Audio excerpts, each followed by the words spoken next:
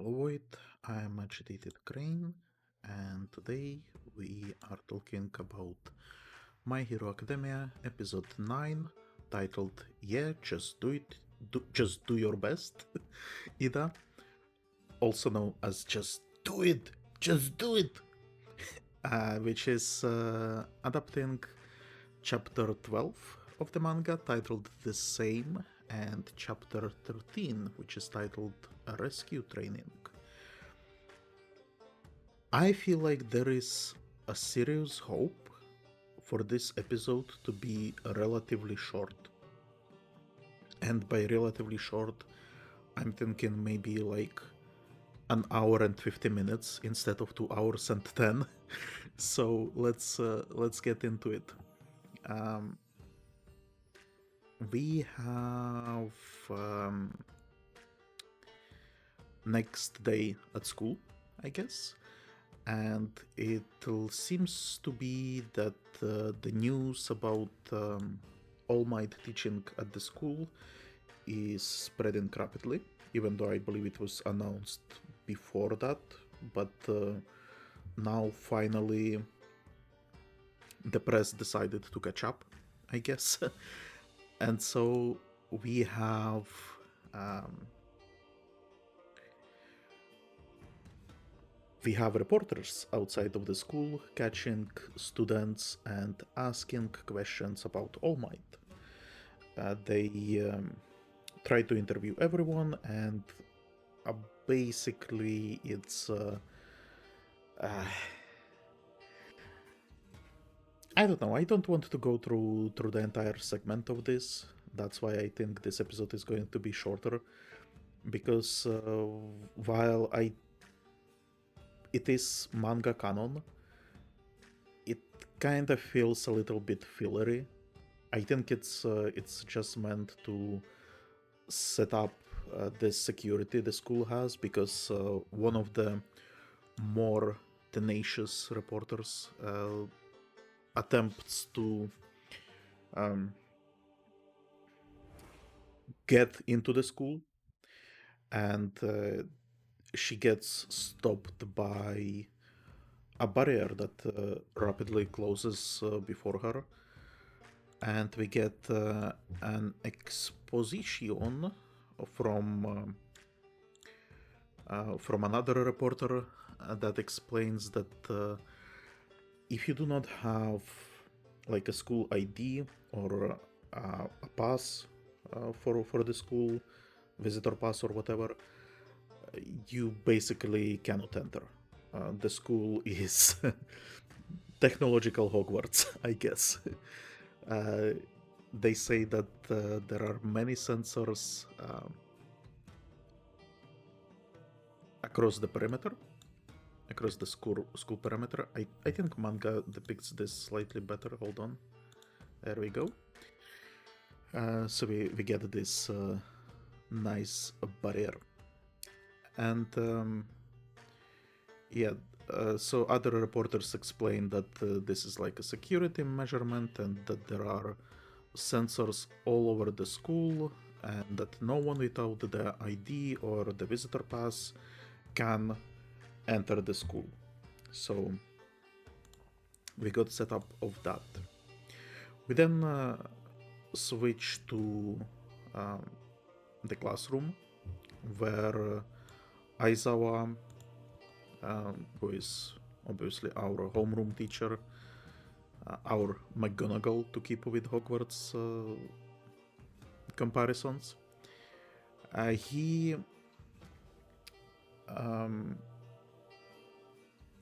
I guess it's like a housekeeping class. We really didn't have anything like this when I was young, because usually, so my homeroom teacher back home, she was also a teacher for history. So usually if she wanted to say something, she would say it during her regular classes. So she would maybe like dedicate 5 or 10 minutes to speak about something that is class related. But that was about it. And I think, well, okay, no, hold on. We did have some events and stuff like that, and those things would be discussed. So she would maybe like ask us to stay late for like half an hour or something like that. That happened sometimes. But we didn't really have like a dedicated class for it, I would say. It was on occasion, sometimes we would have something like that. And then when I moved to a different country, we would again have like a homeroom teacher, but she wouldn't have like a regular homeroom classes either. Usually it would be school-wide dedicated time. So for example, like when during the very first day at school and then the last day of school, instead of classes you would have this homeroom basically. So I think this is slightly different because it looks like he is having those classes more regularly, or at least it feels that way. So he talks about kind of like evaluation of how they are doing, and more specifically that he saw their performance during basic hero training with All Might, and he says that good job. He saw the video, which by the way he usually says that stuff is like a waste of time, but he seems to be dedicated to teaching kiddos. So good for him. Good for him. He does mention Bakugo, and he says, "Stop acting like a kid. You have talent, but stop acting as a kid, basically." And Bakugo kind of says, like, yeah, okay, will do. Which was not only like surprising for me. Well, okay, hold on. I don't think it's that surprising. I think Bakugo is not that crazy, if I'm being honest. But what I think was surprising to me was that Aizawa is probably better suited to handle Bakugo than All Might. Because All Might personality, I feel like it just clashes too much with Bakugo, while Aizawa is just straight facts, nothing like extra, very efficient. And I feel like Bakugo responds to that better. Then Aizawa obviously comments on Izuku, again doing like a self-harm by completing assignments. And he repeats that Izuku needs to get his quirk under control, otherwise it's just not going to work. He doesn't really comment on anyone else, which is like, I mean, obviously we have the two main characters, but still I would have preferred him to maybe mention other characters as well. But then he says that he has some house room business, and it's basically that they need to select a class representative. And surprisingly, everyone is interested. I should probably try to find it in the anime.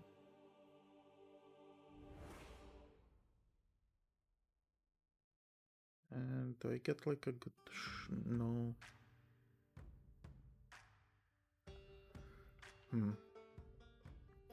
Manga has a better panel for it. There you go. This one at the top. And so you can see that everyone is kinda interested in it. You can also see this guy here, name Mineta, and he's the little pervy dude, and he says, in my administration, girls will have to show 30 centimeters of thigh, and I'm like, okay, so we are voting for Mineta, right? But what is more surprising, you can kind of see it down here, is that Bakugo is interested as well, even though Bakugo is supposedly like this rebel. But Izuku explains that in regular school it would be just like a bunch of chores and stuff like that, additional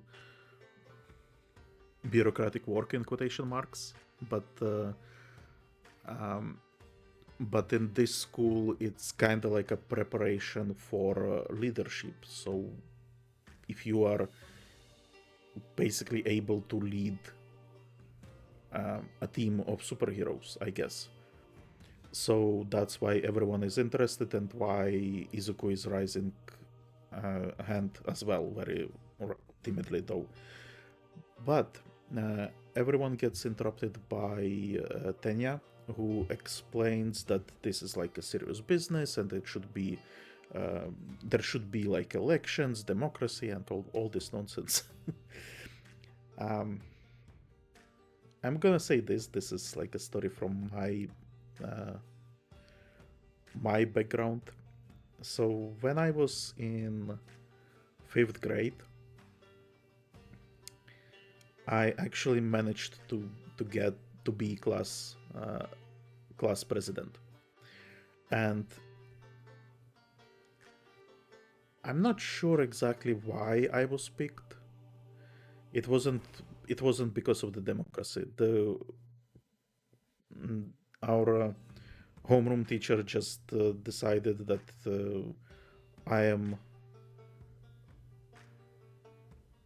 that it would be fine if I did it.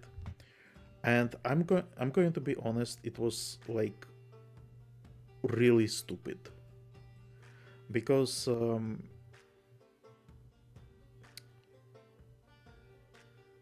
you didn't really do anything in the class. For that we had, like, for class duties we had a rotating schedule, so you didn't really do anything there. You didn't really help teachers or anything like that, which is something you would expect. But we had like a meeting. Okay, first of all, I had to select my assistant, and I very quickly proved that I am very corrupt, because because a bunch of my friends were like competing about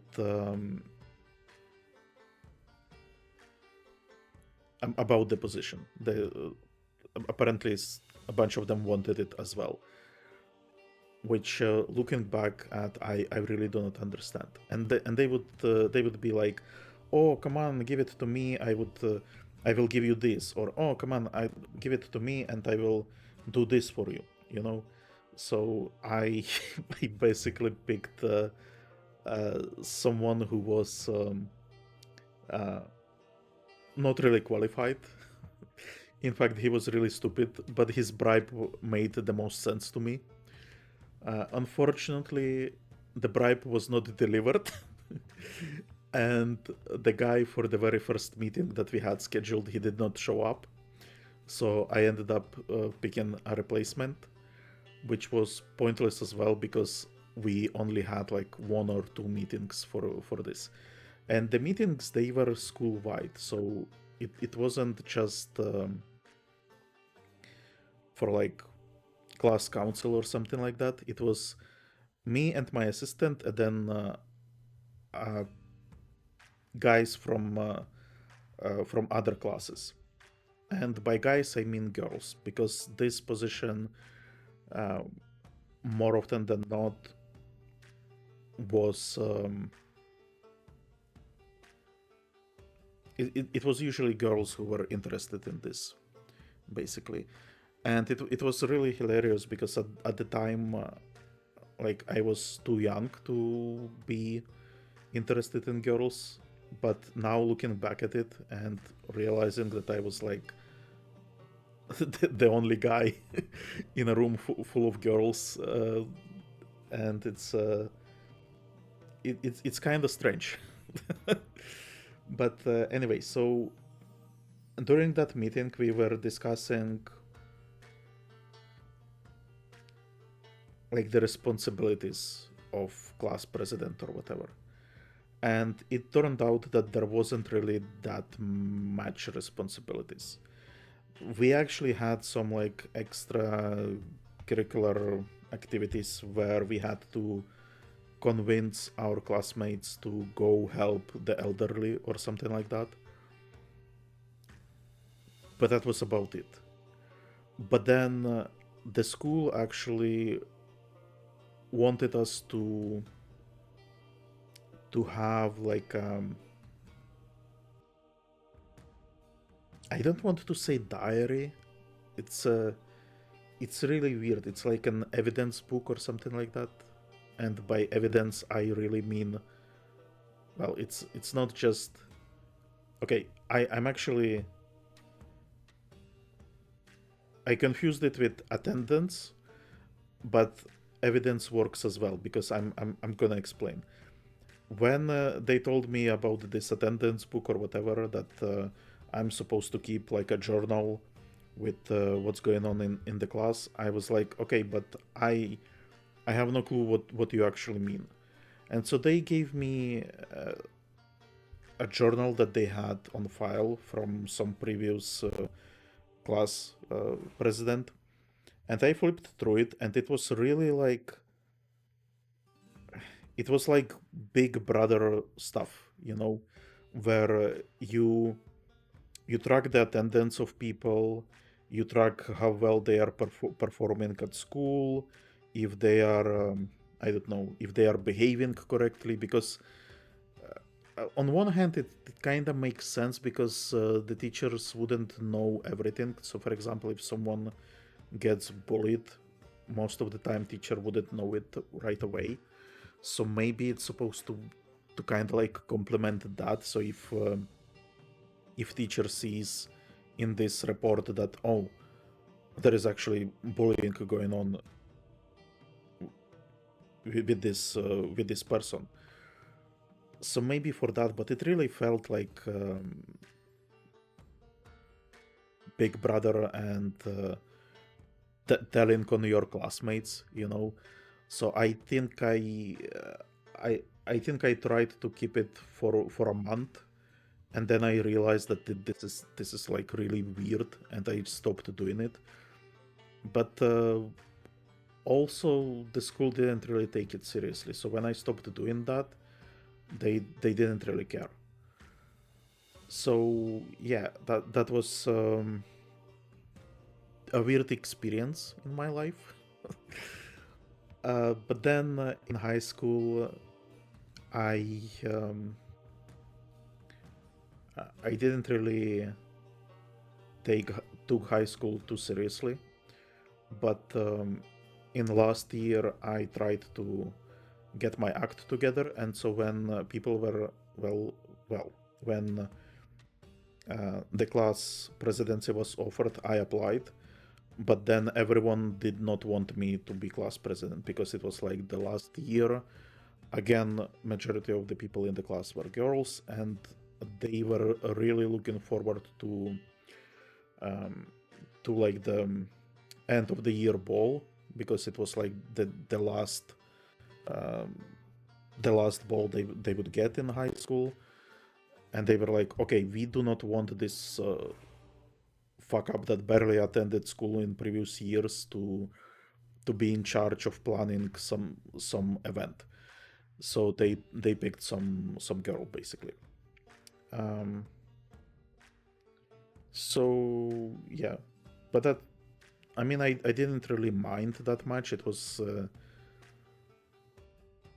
I would say I just overcorrected, basically, that I applied because I knew that this is not something that I would have previously done, and that it's something that I should do if I want to be more serious at school, let's put it that way.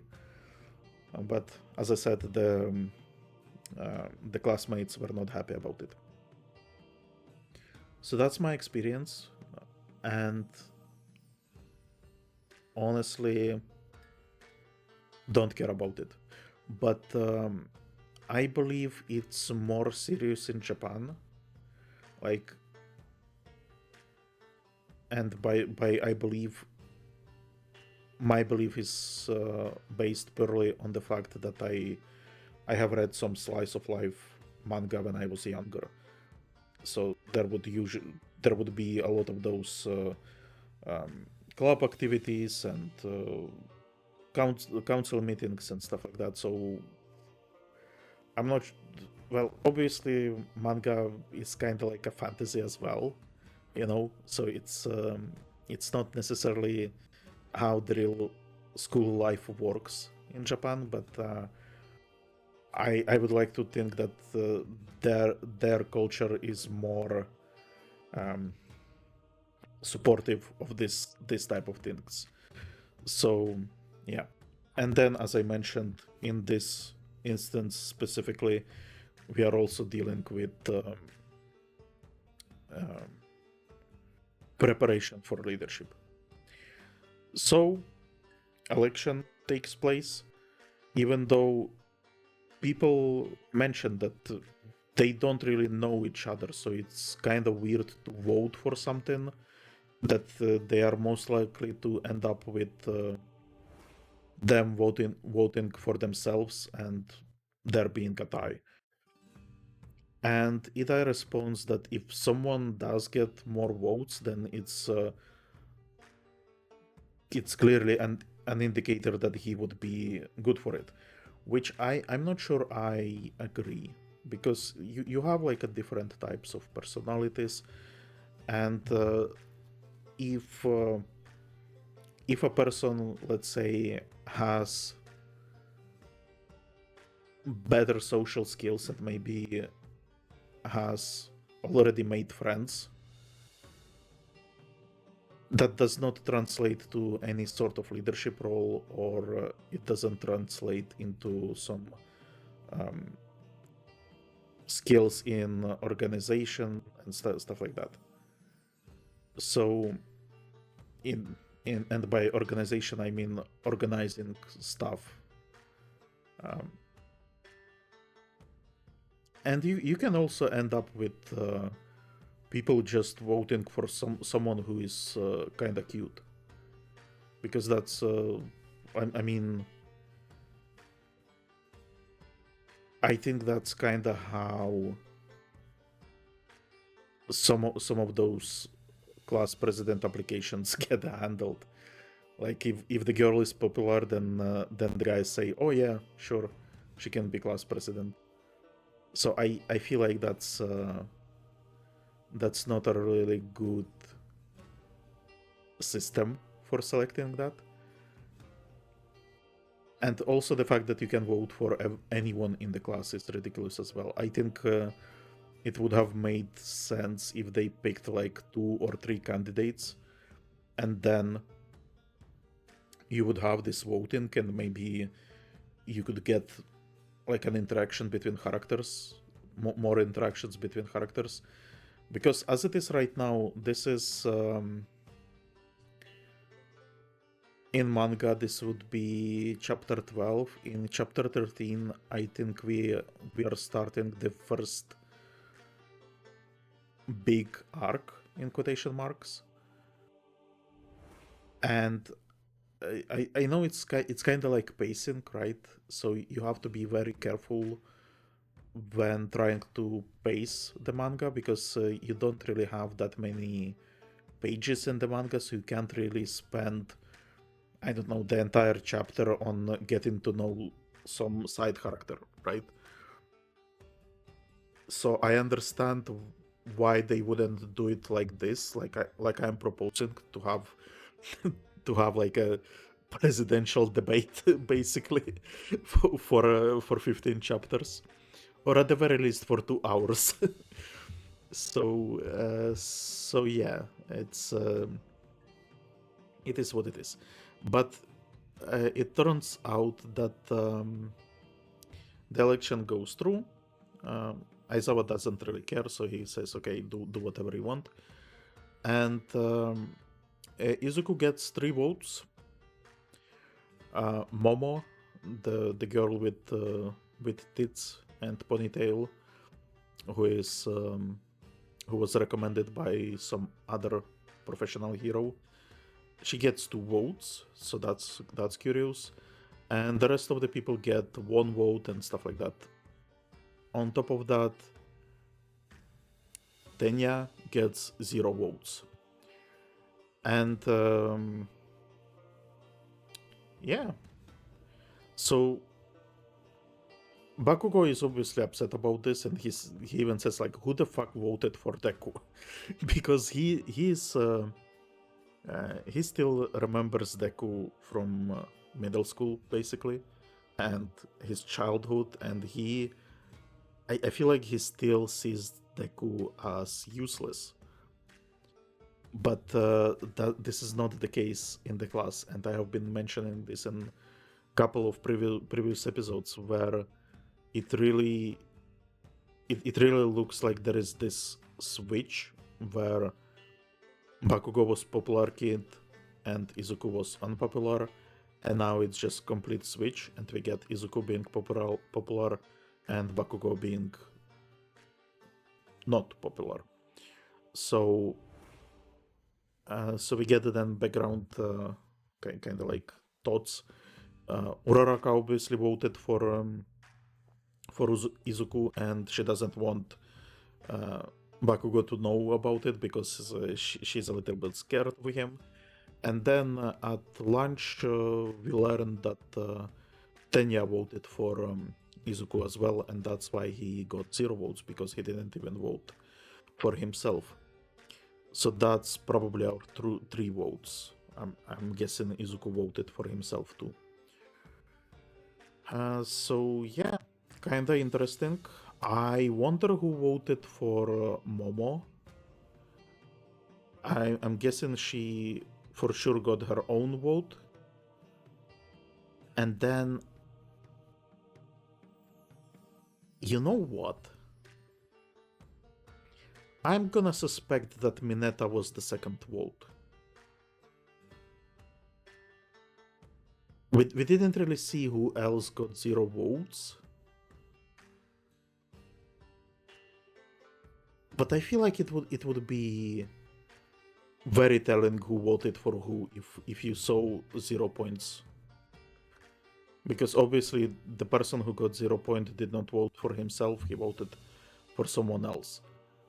Which is like another topic. Why did you not put a limitation that you cannot vote for yourself? You can only vote for someone else.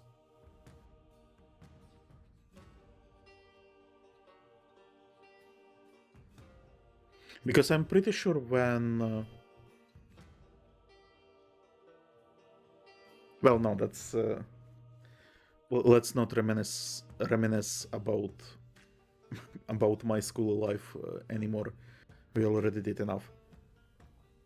But yeah, Izuku is selected as class president, and Momo is selected as an assistant.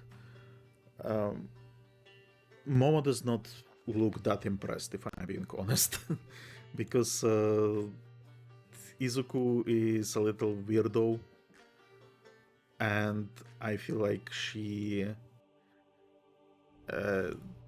probably understands that she would be better for this. So yeah, there you go. But then we have lunch, and during lunch we get to see Izuku, Uraraka, and Tenya talk between themselves about the new position. Izuku obviously says that he is not sure if he is up to it, and Tenya reveals that he voted for him and stuff like that. And here we have an interesting thing, well, interesting from the linguistic point of view. When Tenya is talking about this, he uses some sort of linguistic style which reveals that he is rich. And I tried to ask ChatGPT how exactly it was portrayed, and he, bless his little mechanical heart, he tried to explain it, but I did not understand it because, well, what he said is, or more precisely, the wording of Tenya was something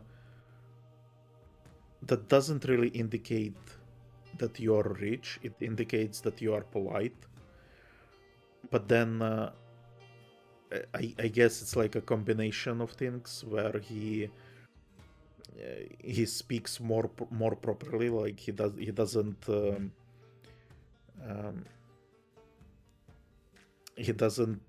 do like those. Oh my god, what is the word for it?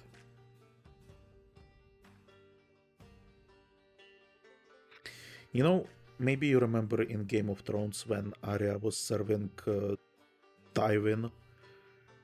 He kind of understood that she is highborn by the way she was speaking, and she was covering for herself, and she was saying, "Oh, my mom taught me how to speak proper," and then she corrects herself and says properly, because you have like those country bumpkins talking differently, right? They pronounce stuff differently, they abbreviate stuff differently.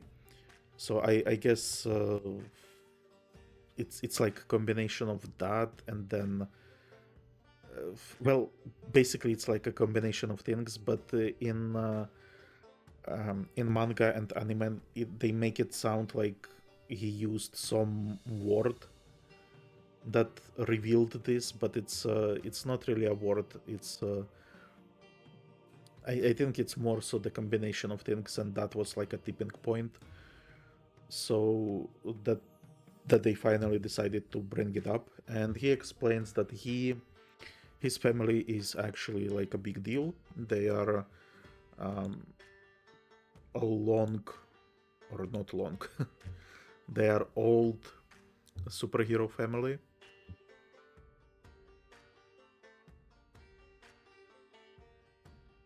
They're Iida family. So they are all, I'm guessing they're all speedsters. And I'm guessing like the guy here in the middle is his dad. The girl to his right is wife. And another guy to his left is his brother, which is exactly what Tenya is mentioning, that he is a second son.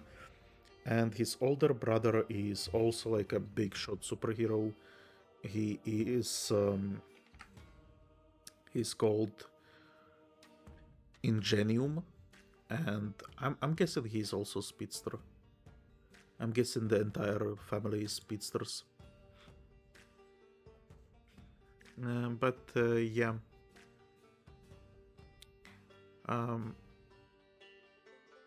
Izuku is obviously fanboying over the Iida family. He knows his brother as well, and then Tenya kind of explains that his brother is like a huge inspiration for him, and he smiles when talking about it. So it seems like he has a good relationship with his brother. What is curious though is that when we had that sketch from Kohei, from the manga author, we had the sketch of Tenya. he mentioned there that he initially wanted this quirk to be a quirk of some pro hero, but then he decided to keep Tenya around. So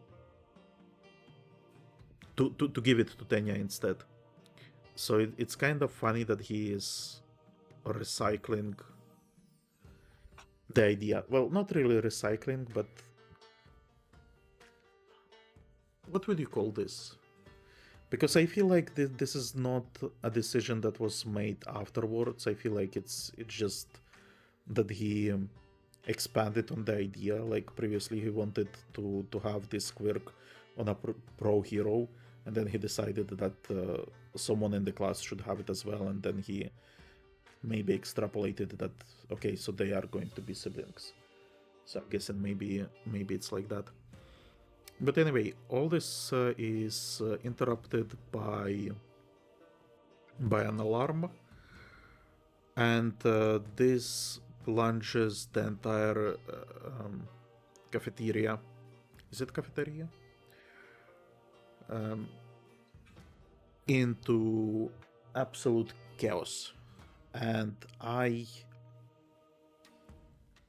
going to be honest, I do not understand this. Because and I'm gonna try to explain the best to the best of my ability. But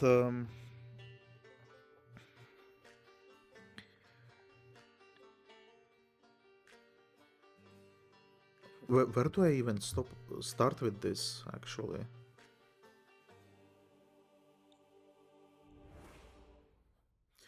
So back in my schools, in both of my schools, I believe, we had emergency drills. Emergency drills we usually had announced in advance that there is going to be an emergency drill, so don't worry. And then the alarm will send out, and we would, in orderly fashion, we would walk outside of the school. And it was always really, really boring because it was basically just training. We didn't really have any serious alarms at any points. So I would like to think that we wouldn't have this sort of panic. Okay, I feel like maybe if there was an actual fire and we could see the fire, hear the fire and stuff like that, maybe there would be some panic. If there was, for example, a shooter. Will I get banned for this? For talking about school shootings? If there was a shooter, then obviously it's also a very dangerous situation. I feel like that would warrant a panic as well. But here, it's like the alarm sounds off, but they don't really see anything, and yet they start panicking. And it doesn't make sense to me, because it could be a drill, right? Even if it's not a drill, surely they had drills before, so they know what they are supposed to be doing. They don't see any immediate danger, and a lot of them are there to train to be superheroes.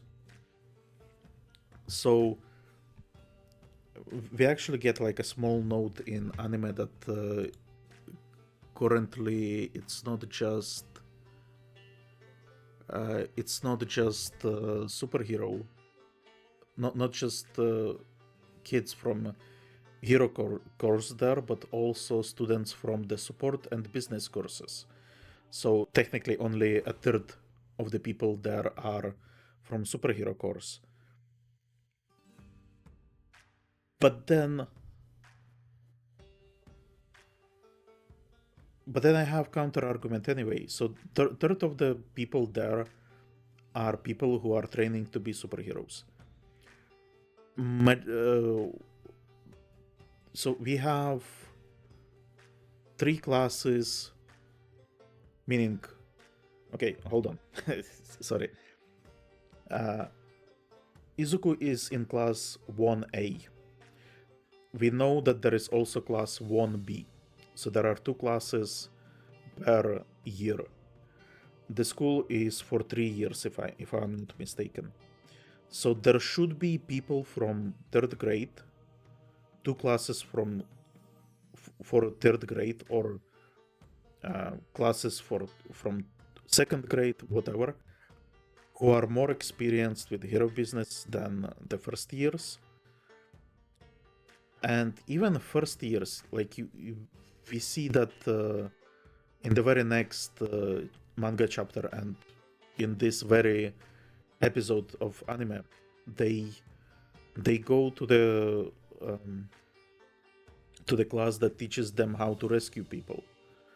So I feel like it's very strange that absolutely no one in that room was capable of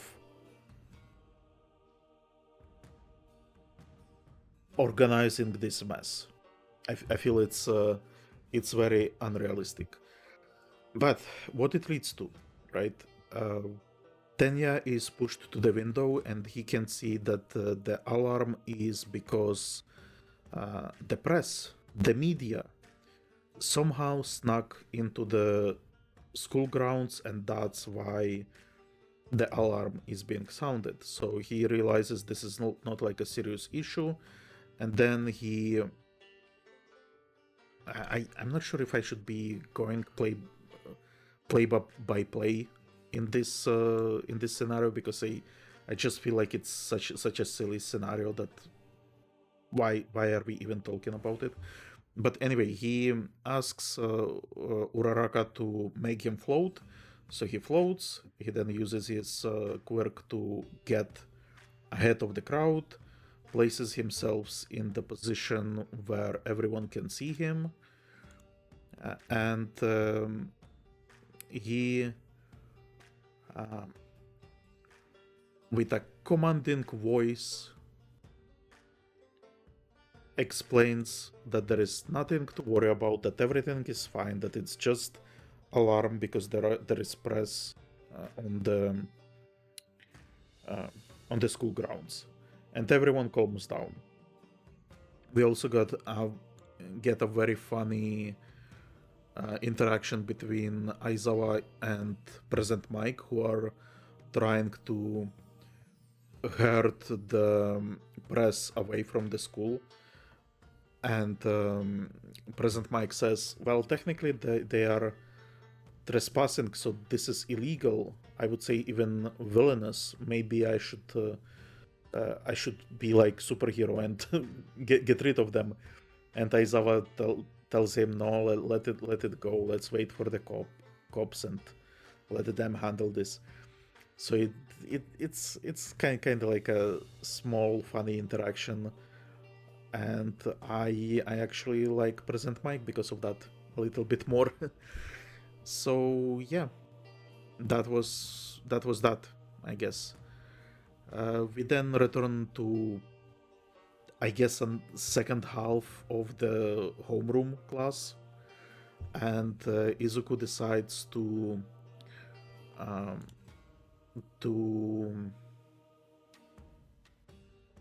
what is the word?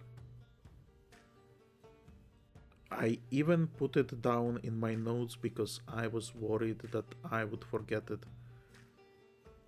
Yeah. So Izuku decides to abdicate his presidential position to Tenya. I'm fine with this, but I don't understand why other people would be fine with it. Like it sounds like, okay, the class is okay with this because they say, so some of them say, well, Izuku suggests him and we kind of like Izuku, so sure, why not? And then other people were also present in cafeteria, so they saw what Tenya did, so and they kind of liked it. So they say, okay, sure, why not? Let's let Tenya be class president. So that's cool.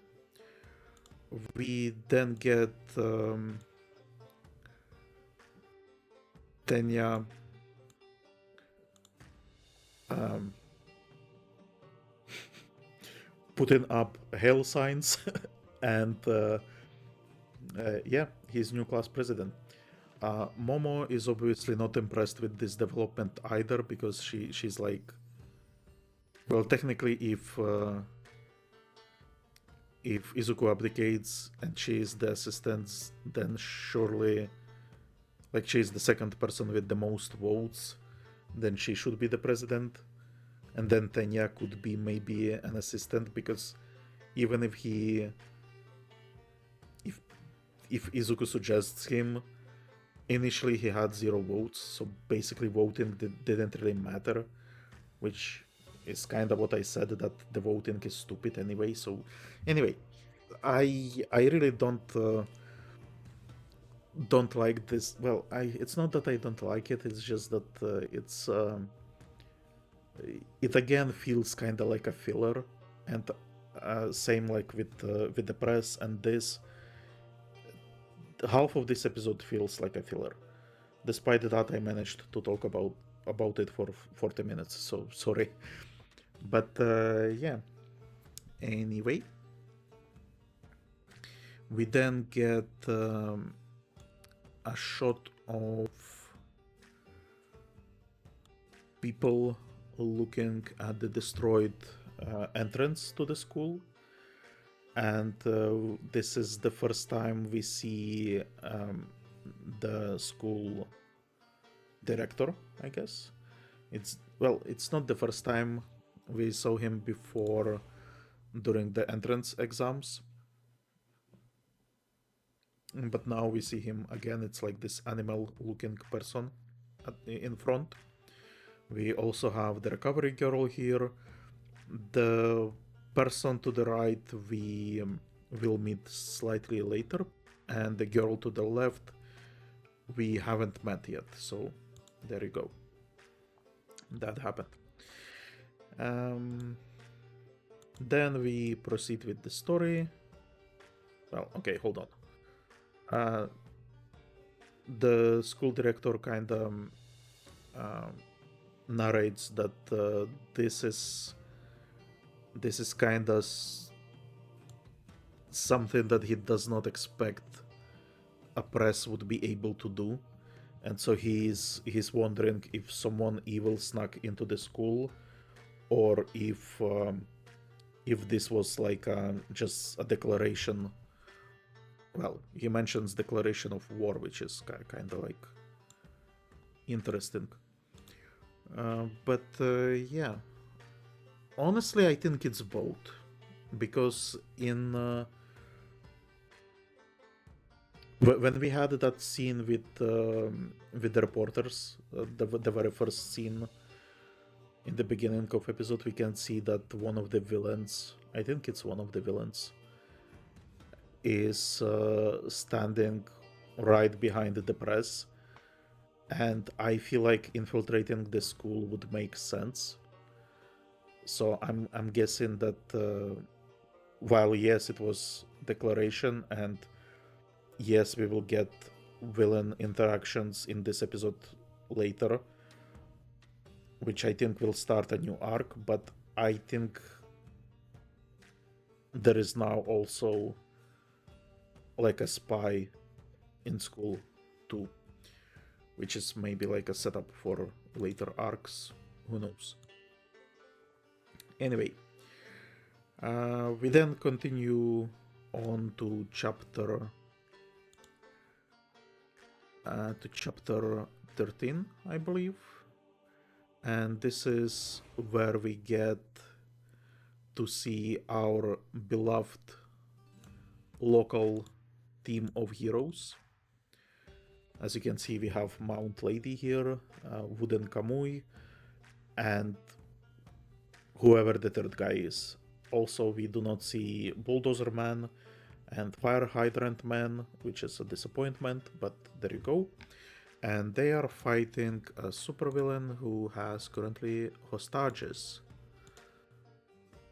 This is the supervillain. You know what?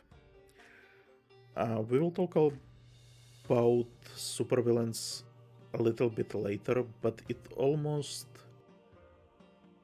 it's almost like supervillains are people with quirks that disfigure them.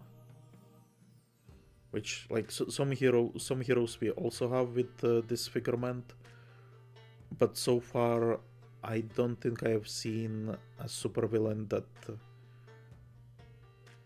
that looks like a normal person. It's almost like in X-Men, right? You have mutants, and then you have Morlocks, and Morlocks are people whose mutations are transformative to their appearance, and so they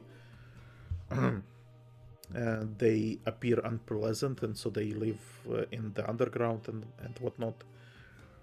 And usually you have the X-Men who are good guys, and then Magneto and his Brotherhood of Mutants, and he usually gets those Morlocks to his side because of this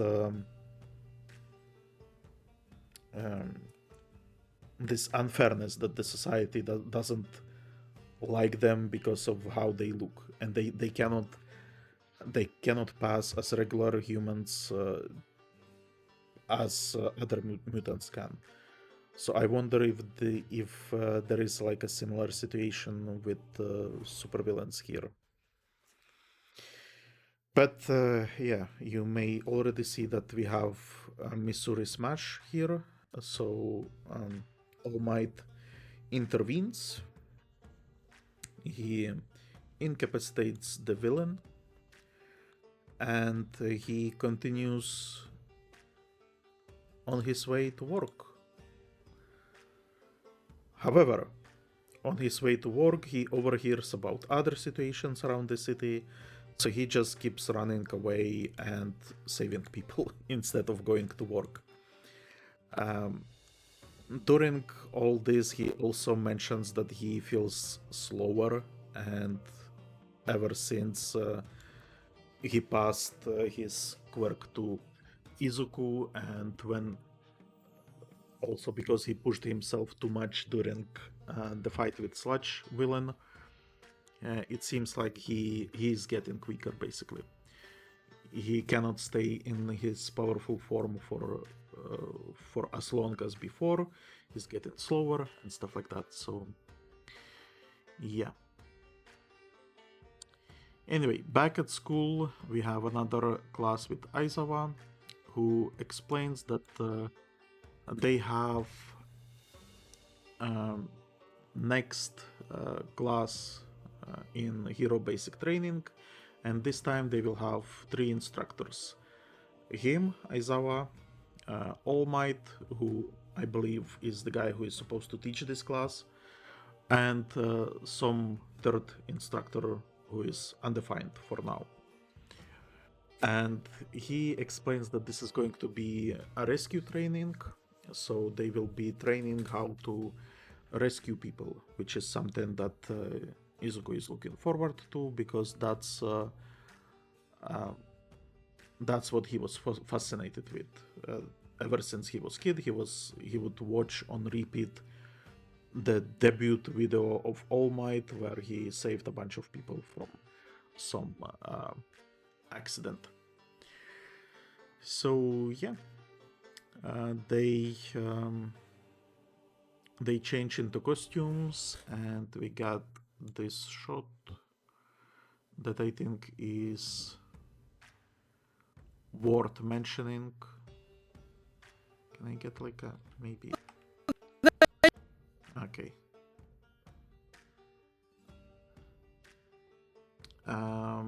This is the shot that I'm talking about. So Uraraka is talking with Izuku, obviously, and you can see Mineta there at the bottom staring at Uraraka's ass. And you see Momo looking at Mineta being little perv. This is also in manga, but in manga it's not really clear what's going on.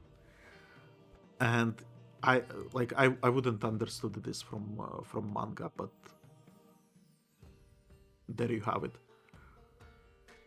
I want to show you how it looks in manga because it's kind of silly.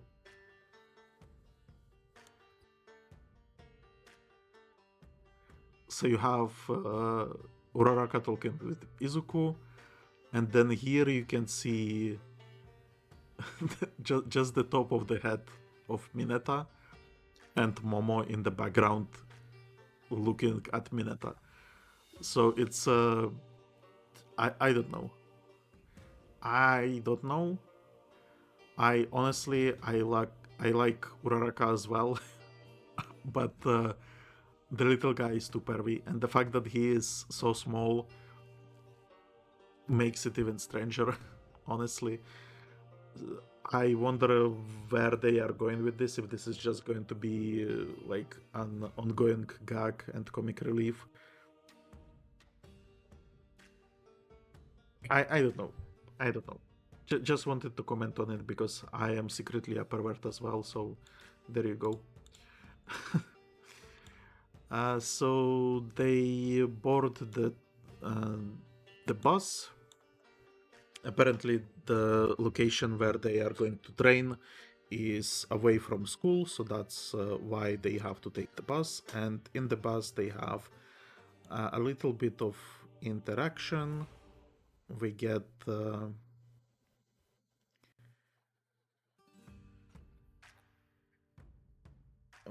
our beautiful frog girl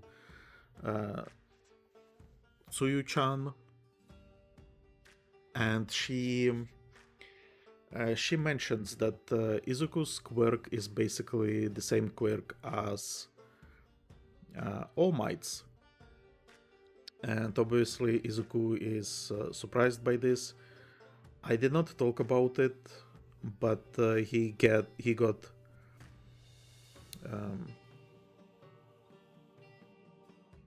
well, actually, I think this is where we learn about it, because I think Izuku gets like a flashback about All Might telling him that he shouldn't have told Bakugo about this, because this is supposed to be like a secret. But yeah, so Tsuyu-chan knows. She's a smart girl. But the other people in the bus kinda redirected, because they say, well, Izuku gets hurt when he uses the quirk, so it's not really like All Might. But they start talking about the quirks. We got to hear a little bit more about other people quirks. Well, more specifically, we get to hear about Eijiro Kirishima quirk, which before I thought that it's something like Stone Hands, and he explains that he I think he just hardens his skin or something like that.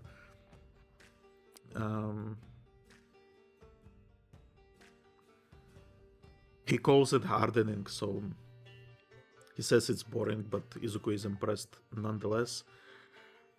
They then talk about what pro quirks are supposed to be, and that it's not only about like the power, but it's also about the flashiness of it, the popularity appeal, and stuff like that. And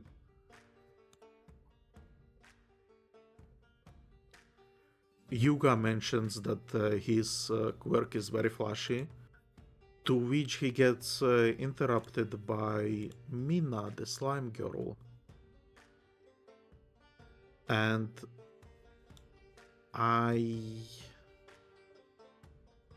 don't think I was mentioning it before, but we basically are starting to see more and more classmates to kind of interact together and get into I don't want to say relationships, but yeah, kinda, I guess. With Mina in previous episode, whenever Yuga would try to speak, she would interrupt him, and here we have again, he tries to brag about his quirk, and then she says, well, it's great, but it gives you stomachache. So uh, she's, I feel like she's kind of teasing him. So yeah, interesting pairing.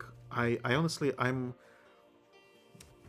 beginning to like Yuga, and I think the note from the writer is something that helped, because he wrote that it's he himself is not sure what Yuga is about, but he just likes to draw him.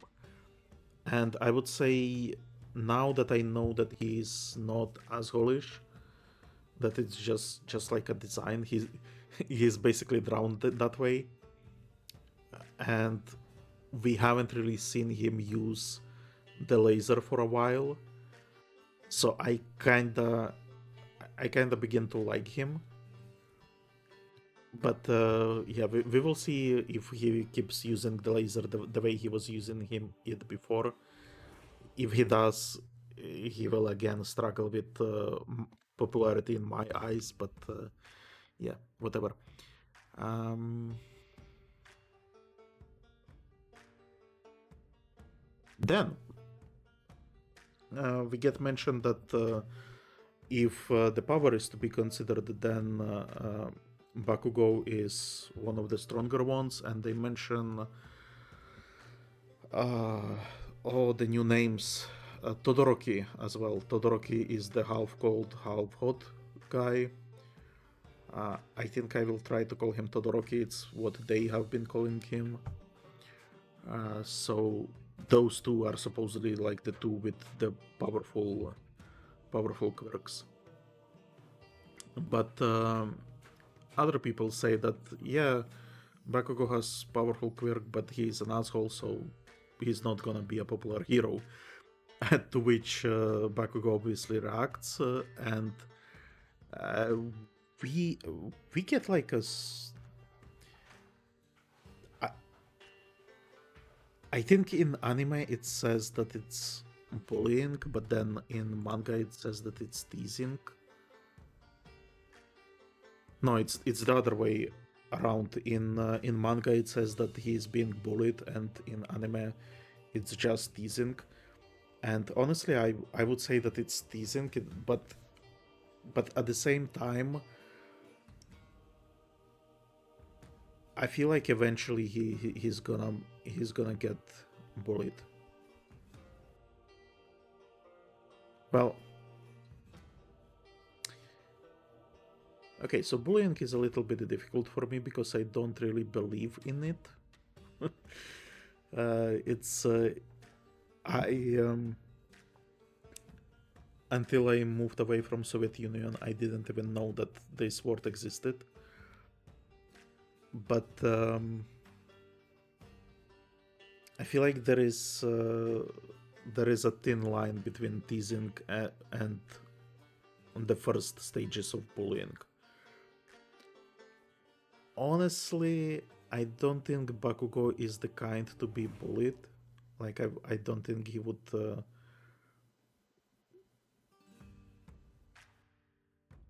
It's not that he would not allow it, but I think that his personality is not the type that would be affected by it either. Which I think is a distinction. If it is the way it affects you. So if you are being teased and it doesn't affect you, or if it affects you um, in a small way, then yeah, it's just teasing. But then if it affects you negatively and strongly negatively, then I guess it goes into bullying. And I honestly, like,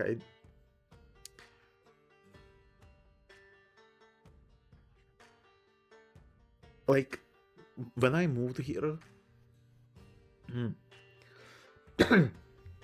when I moved here, I um,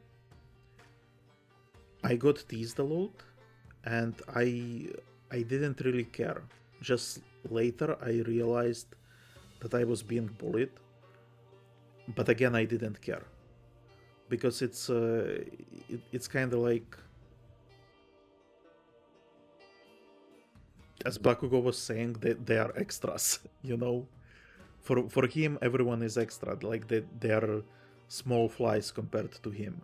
So I don't think it would affect him even if they tried to actually bully him. And bullying actually it also has like several steps to it.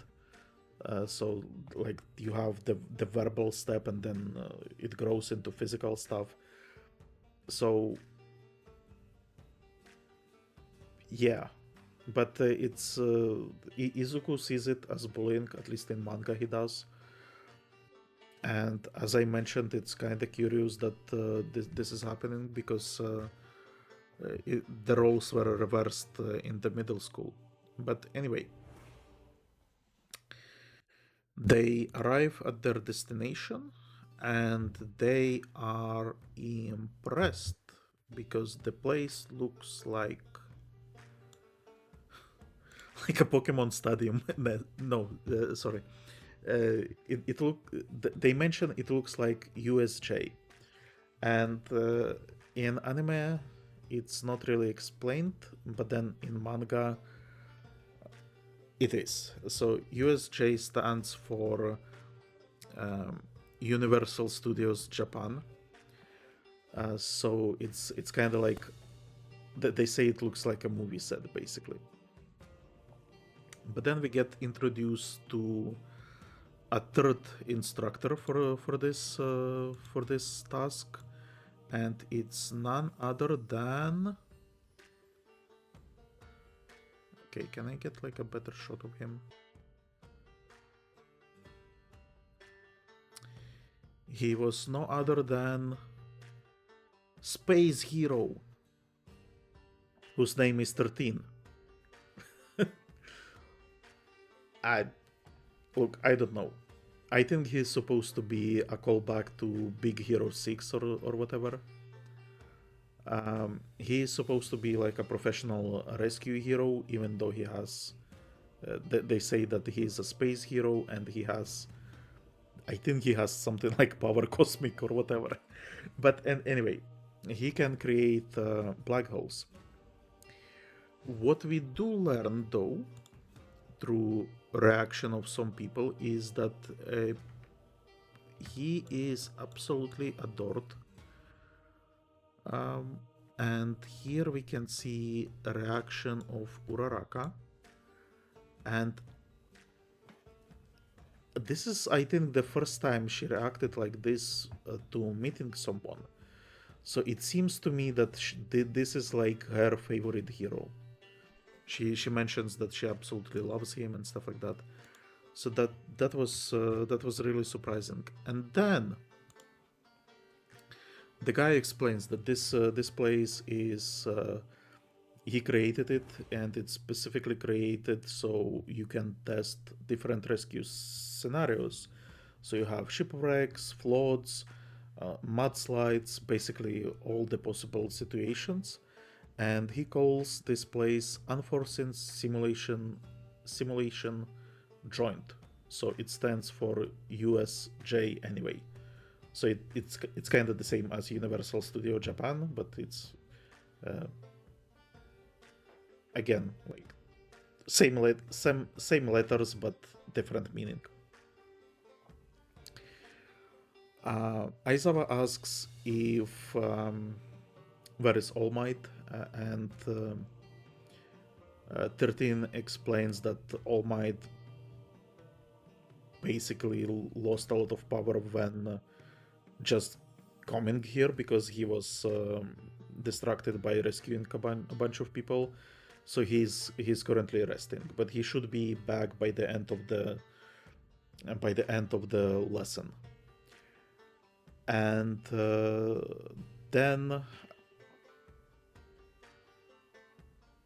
Space Hero 13 has a speech in which he explains that quirks are certified and regulated, so you don't really see many accidents with quirks, but that some of the quirks are very powerful and you have to be careful not to hurt anyone or to not even kill someone. And he explains that his quirk is called Black Hole, and Izuku and Uraraka, they say, "Oh, you used it to save a lot of people," and he says, "Yes, but you can, if you are not careful, you can kill with this quirk." So he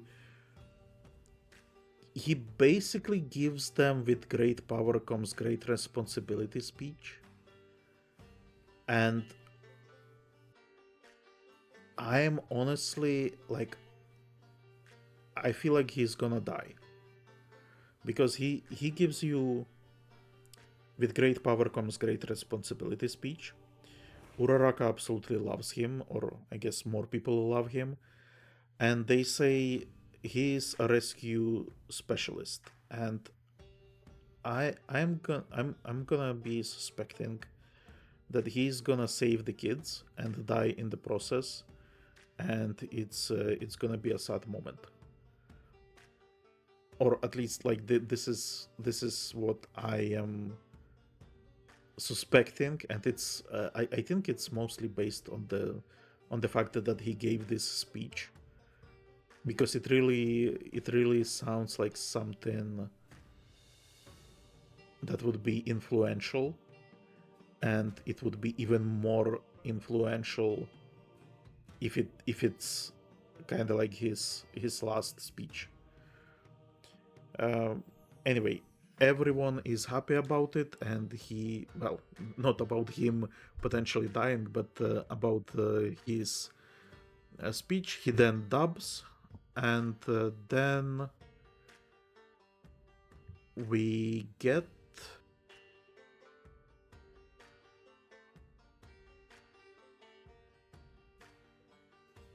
we get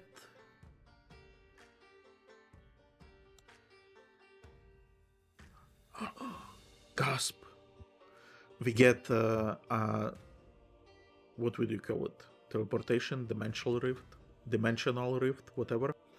In the background, Aizawa notices it immediately, and he says to everyone, "Get together, don't move. We are in danger," basically. And everyone is speculating, is this part of the test? What is this? And he repeats, "Don't move. Those are villains."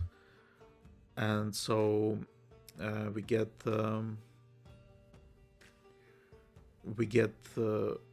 I'm gonna jump into manga because anime basically ends at that point.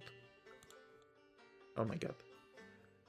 Anime basically ends at that point where we have villains coming through the portal. But manga continues a little bit, and we get to hear villains speak a little bit. And they say that, okay, so we have the Eraserhead and 13, but we are looking for All Might because we want to basically attack Symbol of Peace. And they say, or the main guy, which is this guy with a bunch of hands, he says, "I wonder if some dead kids will bring him here." And so with this, I believe, begins the very first arc of My Hero Academia, or like the serious arc, where we will see a lot of fighting, because we are not only getting the three villains here, but we are also getting